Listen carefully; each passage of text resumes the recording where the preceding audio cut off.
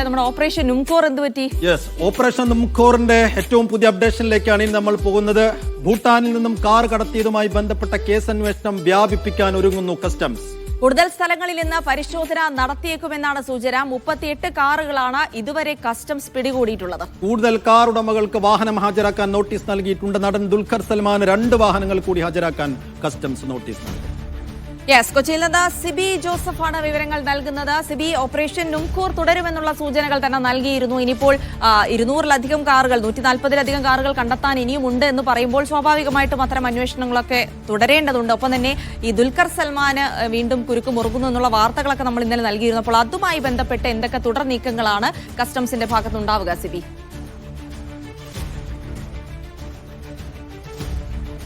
Operation നുംകോറിന്റെ ഭാഗമായിട്ട് കൂടുതൽ വാഹനങ്ങൾ പിടിച്ചെടുക്കാനുള്ള ശ്രമത്തിൽ തന്നെയാണ് കസ്റ്റംസ് ഉള്ളത്. നിലവിൽ കഴിഞ്ഞ ദിവസം കസ്റ്റംസിന്റെ പ്രിവന്റീവ് കമ്മീഷണർ വ്യക്തമാക്കിയത് 200-ലധികം വാഹനങ്ങൾ കേരളത്തിലേക്ക് ഈ ഭൂട്ടാൻ അതിർത്തി വഴി കടന്നിട്ടുണ്ട് എന്നുള്ളതാണ്. ഇതുവരെ 38 വാഹനങ്ങളാണ് പിടിച്ചെടുത്തിട്ടുള്ളത്. ഇന്നലെ 2 വാഹനങ്ങൾ പിടിച്ചെടുത്തിരുന്നു.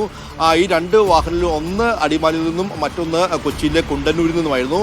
ഈ അടിമാലിയിൽ നിന്നും സോഷ്യൽ മീഡിയ ഇൻഫ്ലുവൻസർ കൂടിയായ ശില്പ എന്ന തിരുവനന്തപുരം സ്വദേശിയുടെ ലാൻഡ് ക്രൂയിസർ വാഹനമാണ് പിടിച്ചെടുത്തത്. പിന്നീട് കൊച്ചിയിലെ കുണ്ടന്നൂരിൽ നിന്നും അരുണാചൽ പ്രദേശിൽ രജിസ്റ്റർ ചെയ്ത ഒരു വാഹനം ലാൻഡ് ക്രൂയിസർ തന്നെയാണ്. ആ വാഹനമാണ് പിടിച്ചെടുത്തത്.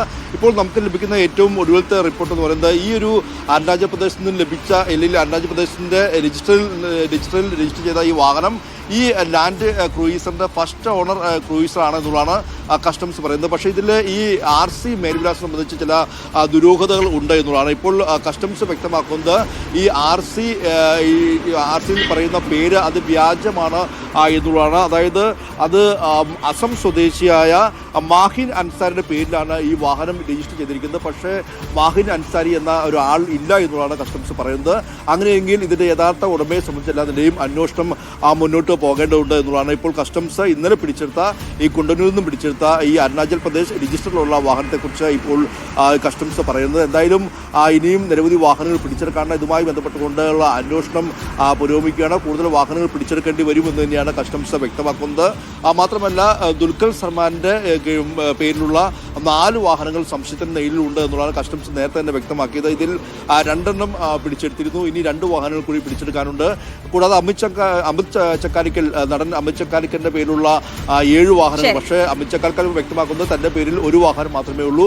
ആ 1 വാഹനം മാത്രമേ താൻ ഉപയോഗിക്കുന്നുള്ളൂ എന്നുള്ളതാണ്. പക്ഷേ കൂടുതൽ അന്വേഷണത്തിലേക്കും പോവുകയാണ് കേസുമായി ബന്ധപ്പെട്ടുകൊണ്ട്. മാത്രമല്ല കഴിഞ്ഞ ദിവസം EDയും NIAയും ഇതുമായി ബന്ധപ്പെട്ടുകൊണ്ടുള്ള പ്രാഥമിക വിവരങ്ങൾ തേടുന്നു. അങ്ങനെയെങ്കിൽ കൂടുതൽ കേന്ദ്ര അന്വേഷണ ഏജൻസികൾ ഈ ഒരു കേസുമായി ബന്ധപ്പെട്ടുകൊണ്ട് ഇതിൽ ഇൻവോൾവ് ആകാനുള്ള സാധ്യതയാണ് കൂടുതൽ കാണുന്നത്. എന്തായാലും ഇന്നിപ്പോൾ കഴിഞ്ഞ ദിവസം പിടിച്ചെടുത്ത വാഹനത്തിൽ RC മേൽവിലാസം സംബന്ധിച്ചുള്ള ദുരൂഹത ഇപ്പോൾ ബാക്കിയാവുകയാണ്. ഇതിൽ അന്വേഷണം പുരോഗമിക്കുകയാണെന്നുള്ളതാണ് കസ്റ്റംസ് വ്യക്തമാക്കിയിരിക്കുന്നത്. ജിൽസി.